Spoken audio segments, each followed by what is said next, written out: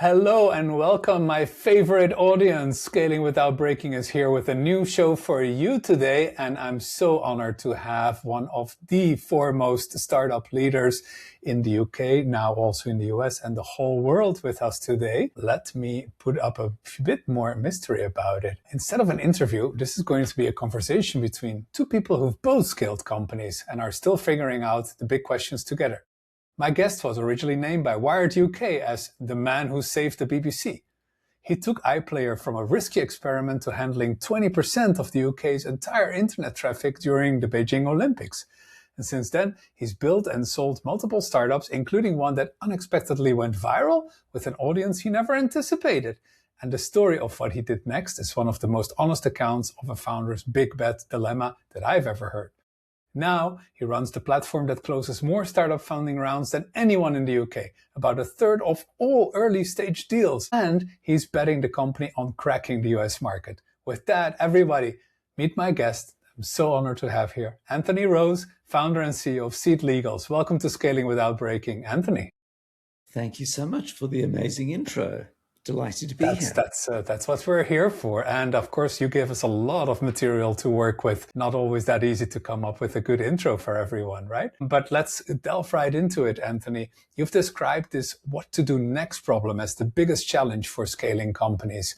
So when unexpected growth pulls you in a direction that you didn't plan, do you put water on it or gasoline? So let me explain the problem with some background, which is when you start a new venture, you're rolling the dice, and if you get lucky, it's going to get some traction. This is the 0 to 1 thing. You know, you've got some new app that's going to, a new bicycle lock with AI and blockchain, and, you know, your investors think you slightly crazy, but maybe it'll take off enough to put some money on it. And now you've got a team together and you built something. And on day one, nobody comes. And then you have to figure out, am I one product feature away from it taking off, or is this never going to take off? So you may have to pivot, you may have to work out marketing. You have a lot of things to do, but it may take off or it may not. So it's binary. And if it doesn't take off, well, you may roll the dice again on another business because this one hasn't worked out. But can I interrupt you, Anthony, and go into that binary? Because a lot of founders don't see it that way. They're asking, well, do I have product market fit, or am I close, or like, and I agree with you. It's actually very binary when you experience it, right? Can you double click on that for a minute? So the problem is you build something, and with very rare exception, when you launch it, 12 customers or 12 people arrive. Your investors are waiting for 12,000. And when you tell them excitedly, I've got 12, they're waiting for you to finish the sentence with like, is that 1,000 or million? But the reality is you switch it on and almost nobody comes. And now you have to figure out, maybe your product is perfect if only more people knew about it. Or maybe I've got 12 different customers and they were asking me kind of like 12 different things. I have to go in all these different directions. What do I do? But broadly, I think you end up in one of two spaces mentally, which is, I think I'm on the right track. If only I add some more features, we'll get there. Or two, I'm wandering in the desert. It's just not working and I don't know what to fix it. And that is a real problem because if, you know, people love to keep themselves busy. If you can tell your team, hey, we've got all these features. Once we ship these features, it's going to take off. It may or may not happen, but en route, everyone's happy because they're building stuff, and founders and tech team love to build stuff. But if you go, hey, team, you know, we've launched, think about it. I don't think anyone really wants what we've got, and they don't understand what it is. And when we explain it, they're still not interested. What should we do next? And when your team tell you, well, stuffed, if we know, then you've got a big problem. So you've got a problem, firstly, because you don't know what to do next. And secondly, as the founder or CEO, you're meant to be the leader. You're meant to be God who's got the answers. Or if, you know, as the leader, you're meant to at least be the one that, if not having the ideas themselves, has the means of getting everyone to get to an idea. It could be done democratically, it could be done with data, it could be with consumer research, and it could be playing because I'm the effing CEO card, but you don't want to play that one too often because that's a bad card to play. So it's certainly a bad one if your bet doesn't turn out right, then you don't get to play it more easily the second time. Mm-hmm. The wandering around in the wilderness on what to do next is the one where it's seriously stressful. Your investor updates can't be good ones because investors go, great, do you have a plan? You can't really go, I haven't actually, do you have any ideas? Because we don't. You can't tell your team, hey team, I'm out of ideas. Anyone got any ideas? Come back, don't run away. And you want to make it a go. And now this is where the leadership within comes in, where you have to try to get to, well, we have no idea what the answer is, so we should just close the business. 2, we don't know what the answer is, but we can do some tests to quickly get to some answers. 3, we're going to take some bets and make a bet. We don't know if it's right. We're going to build it. Mm-hmm. And so you've got sort of 6 months runway left, which means you can't have a bet that pays off like 10 days before you're out of money. It needs to pay off some way before. So let's say you've got 3 months, which means you can make maybe 1 big bet or 4 small bets and then see. So now it's a difficult problem because you think that you could leverage the tech you've built to turn it from a B2B into a B2C product or the other way around. Or you can scrap this and leverage as much as you can to build something else. But now you're kind of starting again. And you're probably going to be out of cash before you have built that. Or you can go, well, we're just going to change the color and change the wording on the website. We can do this literally tomorrow. We can do one of these bets every 20 and look at the data. And once the data starts moving, we're on the right route. So the way you talk about that, Anthony, almost as if experiments could come from anywhere, as if it's like pretty bottom up in a sense, even if it's all in the head of the founder. How does this relate to like the stubbornness of a founder's overall insight or hypothesis or the reason they started the company in the first place? So you need to make suitably determined bets. But what I like to think is leveraging the brains of your entire team has to be better than just ignoring that and going with yourself. So I like to think of maybe the structure of product is maybe, and in fact, company meetings is in 3 phases. And I kind of developed this at the BBC, which is renowned for having a lot of meetings, most of which go nowhere. So step 1 is it's a complete democracy. Hey team, we've got some idea. We'd like to think about this. Everyone bring your ideas. Which is great, but of course the team have to know that this is a group brainstorming rather than, oh my God, the founders have no idea what they're doing. Phase 2, and this is like any product development. Hey, we've got some idea. Anyone got ideas? Come along. Phase 2 is sort of a directed meeting. So you haven't set in stone what you're doing. You've got a straw man proposition. Hey, we think this is the way to go. I'd love to get your thoughts and feedback. But basically the idea is to guide and shepherd this through in the absence of people waiting with contrary things, or maybe people don't have any view. It's going to go along. And then, but maybe people raise real issues or come up with better ideas. The floor's open to it, but there's a default that will go through. And then phase 3 is what I call the broadcast. This is, hey team, this is what we're building. Ideally, you at least show that it is a democratic or open process for people who've got the best ideas to surface them. Implementable, right? Yeah. Exactly. And then I have so many more questions, Anthony, but I also promised we would do this back and forth, right? So your next question for me, please. Well, I mean, how would you approach this, since you coach companies on exactly this kind of problem? Two thoughts came to mind. One was, for the longest time, I've always looked for entrepreneurs that have this rare combination of being very stubborn about their vision and very pragmatic on how to implement it. And you will see immediately how few people fall in that camp, because of course most people are either stubborn or pragmatic. If they're only stubborn, they're like what you call the dogmatic founder that tries for 10, 20 years to stick with one thing, even if there's no success whatsoever. And if they're very pragmatic, they probably wouldn't be a founder in the first place because they don't have what it takes to be stubborn about an idea for such a long time. But I'll also say it's really crystallized my thinking a little bit more while reading the book Pattern Breakers by Mike Maples, who says, a really good startup that can truly change the world needs to build on an inflection point.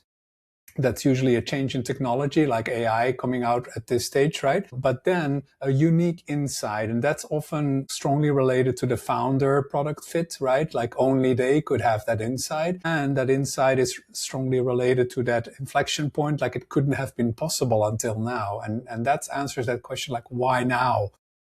But of course, that's at a very high level. And I think like where as a founder, you have an opportunity to push that inside, create a vision around that, but then to say to your team, like, now that's only like visionary level. What do we actually do to build this? What do we do to actually prove this? And how do we make it ever stronger? And that's where I think the bottom-up approach that you just sketched out becomes hugely important. So I like that. I'd say two things. Firstly, when you do get bottom-up, you want to shape it. So team, remember our mission and goal is to transform this. So when the people come up with completely random things, well, it's like, guys, it's really directed over here. Secondly, and I shouldn't tell anyone this in case my team is listening, but some of this might be a veneer to get your own way, but just dressed up as a democracy. So if you help people believe that their ideas actually align with the one that you really had, that is much more powerful, I think, than just telling people to implement your idea. So now let's switch gears from the problems you've got at the beginning of the company, which is this sort of binary. It's not quite, because when you're in the midst of it, you think you just need to add more features, and then you wake up in the evening and in the middle of the night and go, what if I add all of these features and still nobody wants it? Then we're really screwed. But assuming you've worked past that and you've now got a company doing a few million a year or a few million a month, wherever you are in revenue, and revenue's growing and all is well. And now you've got really the basis of this discussion, which is the what do you do next problem. So the next level up is, okay, let's make some bigger bets. And the culmination of that is something where you're making company defining or destroying big bets. Okay, we're going to pivot into a crypto exchange in the US, is my example. You placing everything on 26 black or red, whichever it is. And so you now need to figure out what your strategy is. And I think if you decide to do nothing in the short term, that sounds great, but in the long term, you're dead.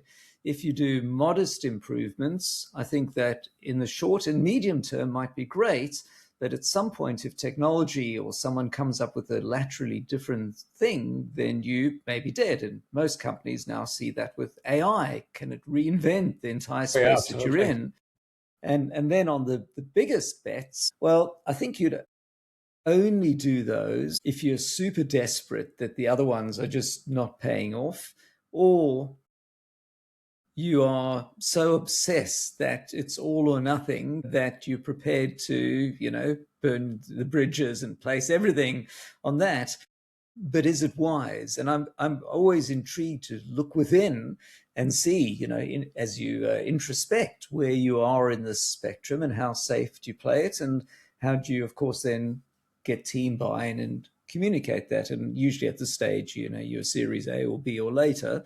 So it's also bring the board and your investors along as well. And sometimes they may be wanting you to push for crazy big things, because for them, it's a, roulette game. They've got 10 chips on the table. You're one of them. They only need one to pay 30x times, and the others can go nowhere. But for you, it's and even if you are, let's start there, right? Because like getting those professional investors on board, they are not always serving your best interest as a founder. Let's be honest about it. And that's fine. That's the business they're in. You just have to be aware of it, I think. And if you are running a good business, but not a great business, one that grows like 20, 30, 40% a year, everyone would be quite happy with it, but not professional investors. And they have a vested interest in either having you do another big bet, or to just basically stop funding you and not pay that much attention anymore, right? So maybe this is answering for me the very first question of strategy is always, what am I trying to accomplish, right? Strategy is about a certain war you need to win or a battle you need to win at the very least. If you cannot define what that battle is or what that war is, then there is no strategy. Then it's just a plan for the future and usually quite loose. To dive in on one thing, which is the alignment between the founders and the investors' interests. Mm-hmm. Because that is key. And I liked what you said about the choosing the level of ambition. So, early on, it's usually the case that the founders and the investors, their visions align. They both want a great exit for the company and so on. But often, as time evolves and you get from angel investors to VCs and then VCs, with larger amounts, they're often wanting substantially different outcomes. So absolutely. I like to think that if you get home and you go, honey, I'm doing this new venture and there's a 3% chance we'll be zillionaires and a 97% chance we'll go to zero, your partner's going to tell you, dude, go get a proper job. But if you... Which is also why so many founders are not allowed to ever start a second startup again, right? But perhaps, whereas if you go, there's a 50% chance we'll make several million out of this, then there's a much better chance that you're going to get to, overall for you as a founder, a better outcome. But for an investor, if you tell them, hey, we're aiming for a 3x return on investment in 3 years, they're going to tell you it's a hobby business. Hobby business means it's a great business for you, but it's not an investment for us. So you have to tell your investor or demonstrate, at least on paper in a pitch deck and business plan, that it's a 50x return for them. What are your thoughts on this new trend of seed strapping, as they call it? Raise one round and then never again. So I'm quite opinionated on that. Thank you for asking me, which is my short answer. It's a great idea, but never, ever tell your investor because you've just made yourself uninvestable. So it goes like this, which is, people have discussed, should I bootstrap or fundraise? Well, in a sense, even though at SeedLegals, my goal is to help people fundraise, fundraising is the failure to build your business without needing to fundraise. So if you can bootstrap on your own money, that's great. But that doesn't work because unless you're independently wealthy or you get to revenue soon enough, generally if your rate of growth is limited by the rate at which you can fund it, you're just throwing away years of your life instead of giving away a bit of equity and getting money to grow faster. So that's why you raise investment. What is seed strapping? Seed strapping is where you go, well, thanks to AI, I just need a little bit of money. I'm going to raise one round, never need to raise again. Occasionally founders telling me that, and I always have this wry smile going, you're going to be back in 9 months' time, because it is never the case. And why? Because one of broadly two things happen. Either things take longer and you need more money because you don't have revenue, or actually things are going really well, in which case you're far better off raising much more so that you can grow faster. There's this very small intersection in between. It's not working and I need money, or it's working really well and I need more money, where you kind of, can just grow organically, and you may get lucky and get there. So it's a good discipline, but the problem is, don't tell your investors, because investors, how do they make their money? Well, they make their money on a sale of the company later, or potentially in a secondary where they sell their shares in a later funding round. But if you're telling them there's no more funding round, so that's off the table, and you're also telling them, well, I'm planning to kind of grow more modestly, they're going, well, 20 years' time, you're still building this business. That's great for you, but where's my exit? So the first thing you want is you want to get to revenue pretty quickly. Otherwise, you have lots of problems. You've got burn, you've got no revenue, you're going to run out of money, and investors are going, where's the revenue? So getting revenue helps you sleep better at night. And now you've got revenue, you can now choose how fast or slowly you want to ramp up. And so it's get it to a nice problem to have when you get there, rather than a big problem to have before you get there. But I would say, like, coming back to your original question about optimizing the business versus placing new bets, I do think it's more of a parallel game where you almost always have to be optimizing your, call it legacy business, or the first thing you were successful in, while taking some of that cash out and funding new bets, whether it's a big bet on a transformation like AI or some of the smaller bets for further out in the future. So Anthony, in the context of SeedLegals, would that mean that the part you're optimizing is more the UK business where you have a very established business, right, and a lot of market share? US is kind of like your adjacent business that you're building out, and then there's a few more smaller bets on the horizon? Yeah, I would probably put it slightly different order, which is I'd probably say I've got 50% of my effort, or actually if I include my support team and so on, more like 60 plus percent on servicing my current user base. 30% is my adjacent, is really products for investors and founder matchmaking, which is a big thing that I'm about to launch, because I've got tens of thousands of founders on the platform, tens of thousands of investors. Founders keep saying, can you find investors for me? I keep saying no. Sure, yeah. So if I could just say yes, that seemed, but people love us as a legal tech platform. Maybe they won't like us as a matchmaker because it's a different problem space, but it's something that I'm reasonably confident that I can put a decent amount of resource. And then I put US as my 10% bet. I don't have huge amounts of the company in the US. I need to find product market fit. The payoff is large if I get it right, but I don't want to kill the company, in that bet, because it's just not necessary. But it is interesting because it's by no means a foregone conclusion. Maybe I should put 70% of the company on the US so that it goes huge much faster. But if it doesn't work, it kills me. Should I take the risk? Probably not, because business is good otherwise. Basically, for all those, you're reaffirming that basically you need to refine your product market fit every time in a way, right? You cannot just assume the company has product market fit. It's for every new initiative, you have to find a new kind of product market fit.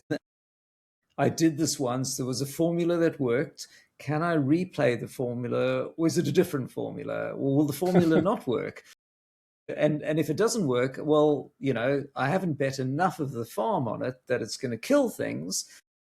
So I can, not need to worry about it too much, but I want the upside. How much of that is related back to our previous discussion point about how much can you delegate? Do you delegate more in the, call it, legacy business? Do you delegate different in your big bets? I think at this point, the delegation may not be my strongest point, I have to admit. But as I'm sure it's okay. You already told your team not to listen to this episode, right? So any SeedLegal people listening to this episode, you're fired. I probably think of it a bit like this, which, when you're a founder, there's certain things you love doing. Some people love the people side of it. Some people love the tech side. Some people are the hustlers, the evangelists or whatever. And, some love product development. And then as the company grows, how do you find the mix of what you love doing and what the company needs? And if you just do what you love doing and it's misaligns with the company, increasingly that's a problem because it's leaving a gap and leaving you outside. On the flip side, if you adapt to what the company wants and you're not doing what you love, that's also problematic. So how do you find the mix? And I don't pretend to know the answer, but I think, I'm the guy, I love product. I love creating products and I love listening to customers and talking to customers. I spend a good fraction of my day talking to customers and doing podcasts, webinars, and getting on stage. Correct. So I'm definitely the evangelist. So if I can focus on those, whether it be in new or existing markets, and have my team manage the team, build the company and so on, and delegate to my colleagues on that, I think that's working well. What question did you have for me? Because I do want to keep this going back and forth. We've discussed not betting on everything at once, but how do you see the most successful companies handle these kind of problems? Yeah, so first I would say the bets that work best are bets that are very much in line with the strategic challenge that the company needs, which is already different from the most bets that I see founders are doing. And that's more in line with what you said, like, well, founders are comfortable building code, so they'll automatically go and build a new product and build something new, even though there's no actually strategic rationale for that, right? Of course, if it's driven more by where your energy is and what you're comfortable doing, then it's almost impossible for that bet to pay off, probably because you haven't even defined it very well, right? So if the strategic rationale is driving it, that's point number one. And then second, I think you hit on a really important point where how do you get your intuition backed up by some data very fast? Most founders have amazing intuition, but let's be honest, that still means a failure rate of probably 80%, right? Is a god or a seer, right? So what you do there, I think, is I've always been inspired by Jim Collins's bullets before cannonballs. Sorry for the military analogy these days, but do not try to shoot a lot in one direction and get all those resources out. Try small experiments. It could be as simple as a landing page and seeing if people click on it, or it could be like a tiny campaign on Google AdWords or on Facebook, seeing if people respond. It's a variation of what we often call this, like, do the window dressing before you build the product, right? See if there's actually demand out there. I did still want to take 2 minutes or so to delve a little bit more into the person behind the amazing businesses that you've built, Anthony. One was that apparently you were building robots as a kid in high school in Cape Town. Is that right?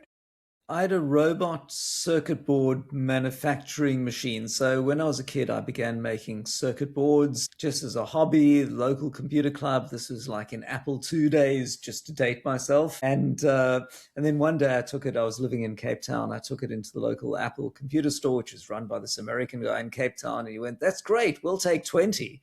I was still at school, and I went, "Hang on a second." I built a circuit plug-in board for the Apple II that enhances capabilities. It's like, "Sorry, you want to buy them?" And so suddenly it switched to a commercial mindset, and I literally sat with my brother and sister on the kitchen floor, ultimately putting these boards into boxes and so on. And then I got a huge surface mount reflow machine for creating soldering surface mount boards with a stencil printer and a robot pick and place for building things not in my room, or I would have had lead poisoning, but in the study. And so I was actually, building circuit boards commercially. So, and then, fun fact, I got a government license to exceed the speed limit while I was at university. So I had an Alfa Romeo GTV 2000 that I'd souped up, and I was driving around Cape Town. I like to drive around. And so I had this idea that I wanted to make it go faster. So I put streamers on, and I made an accurate speed measuring device in the days before, car automation and so on. And then I figured, well, what if I could write to the government and get permission to exceed the speed limit? Crazy idea. You just wrote them? So I generated some was there a little printer. check attached? Well, I'd written a computer program to optimize the aerodynamics on the car and measure it and so on. Anyway, so I wrote to the government energy minister saying if 10% of the cars could save 10% of the fuel, it would save the country this month on Forex. And I was long-haired at uni. Anyway, a few months later, I got this letter signed by the government minister, giving me, authority to exceed the speed limits, but the car had to be suitably demarcated. So I had a sticker made saying government license to exceed speed limit. And I would drive around Cape Town, and just occasionally the police would pull me over and say, you can't drive around like that. And I'd open the glove box and take out the letter, and they would read it. And there was always this look on their face like, life is so unfair, as they gave me back the letter. Have a nice day. Probably your biggest product market fit so far, but nothing that could be scaled, I'm afraid, right? Exactly. But I thought maybe that was the inkling of, chutzpah, as they say. If you don't try something, if you don't ask for permission, you'll never get it. So, and I think that's the key thing as a founder, and maybe that's the time to wrap, which is, take the bet, don't wait for permission, and you never know. If you don't ask, you never know what you could have gotten. I do think that's an excellent wrap. Thank you, Anthony, for so much. This was an amazing episode. I like the back and forth, and I'm sure our listeners will appreciate this honest conversation about the bets that founders actually face. Thank you for being on the show. Thank you so much. And for those that want to know more about Anthony, go to seedlegals.com/US, or just seedlegals.com, of course. We can always introduce Anthony through LinkedIn as well. And I believe it's Anthony Rose on X Twitter. Is that correct? Exactly. Okay, well, thank you so much once again. And for the audience, we will have another amazing founder, almost as good as Anthony, on the show next week.